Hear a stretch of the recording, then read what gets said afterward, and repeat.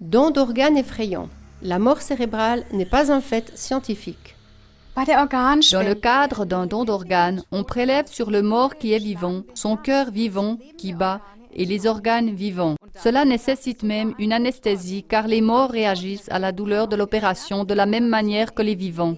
Le pouls s'accélère, la tension artérielle varie, des hormones sont libérées, des mouvements involontaires se produisent. C'est effrayant pour les médecins. C'est pourquoi le prétendu cadavre est parfois mis sous anesthésie générale. En Suisse, c'est même obligatoire. Les femmes en état de mort cérébrale peuvent accoucher et les hommes en état de mort cérébrale peuvent avoir des érections. De même, en état de mort cérébrale, ils peuvent réagir à des stimuli extérieurs, des mouvements des bras et des jambes sont possibles. La mort cérébrale n'est pas un fait scientifique, ce n'est pas un diagnostic médical. Dr Robert Trug, pédiatre américain. La mort cérébrale n'existe pas, c'est une invention de la médecine de transplantation. Franco Rest, chercheur allemand sur la mort et l'éthique. En 1996, le docteur Ziger a rapporté à la commission sanitaire du Parlement allemand que les patients dans le coma réagissent clairement aux événements extérieurs et aux stimuli sociaux, comme par exemple les visites de la famille. Le corps des morts cérébraux est chaud, leur métabolisme fonctionne. Les morts cérébraux combattent les infections et les blessures en ayant par exemple de la fièvre. Afin qu'ils ne meurent pas, on doit nourrir, soigner, surveiller, tester les morts cérébraux et leur donner des médicaments. Les morts cérébraux sont réanimés si nécessaire. N'est-ce pas une contradiction dans les termes « réanimer des morts » ? Le critère de la mort cérébrale a été introduit en 1968 expressément dans le but d'obtenir des organes. Pour les adieux des proches, le personnel infirmier a pour consigne de faire des injections de décontractants musculaires aux morts agités afin qu'ils ne bougent pas lors des adieux. Le prélèvement d'organes sur une personne encore vivante est un homicide punissable par la loi. La mort cérébrale a été déclarée mort humaine, afin d'obtenir sans se rendre punissable des organes vivants qui peuvent se conserver.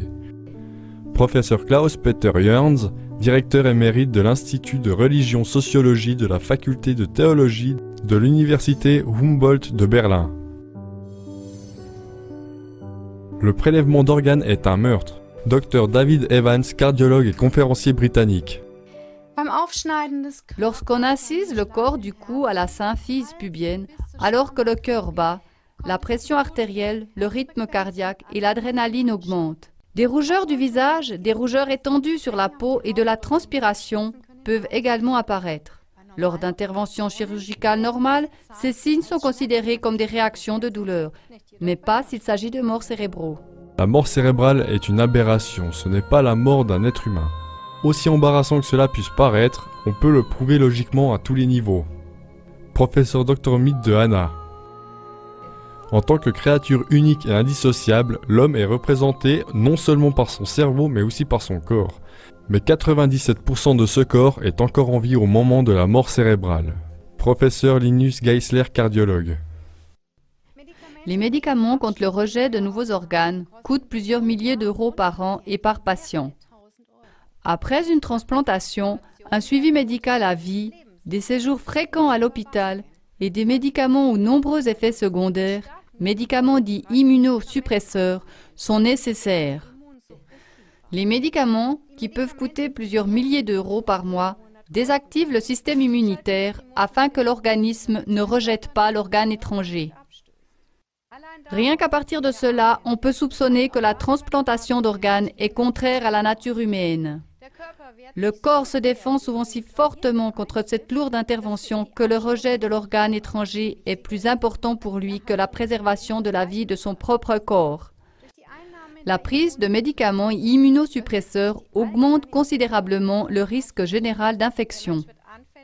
La personne devient sensible aux plus petites infections, champignons, bactéries, et il y a une baisse de la coagulation du sang. La cortisone contenue dans le médicament provoque un gonflement du corps.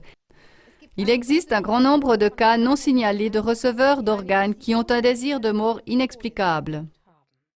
Le marché des seuls immunosuppresseurs, qui suppriment le rejet de l'organe étranger par le receveur, représente un chiffre d'affaires de 1,6 milliard d'euros par an. En 2011, les tarifs forfaitaires des transplantations auraient été compris entre 18 000 et 215 000 euros, selon l'organe et le type d'intervention. Par exemple, un foie coûte entre 98 000 et 130 000 $, un cœur entre 130 000 et 160 000 $. Le marché des greffes et des produits pharmaceutiques se chiffre en milliards d'euros.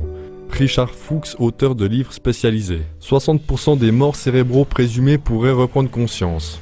McKinley a été déclaré en état de mort cérébrale et ses parents ont décidé de faire don de ses organes. Mais soudain, le garçon de 13 ans a bougé sa main, puis ses pieds. Le garçon en état de mort cérébrale se réveille de son coma.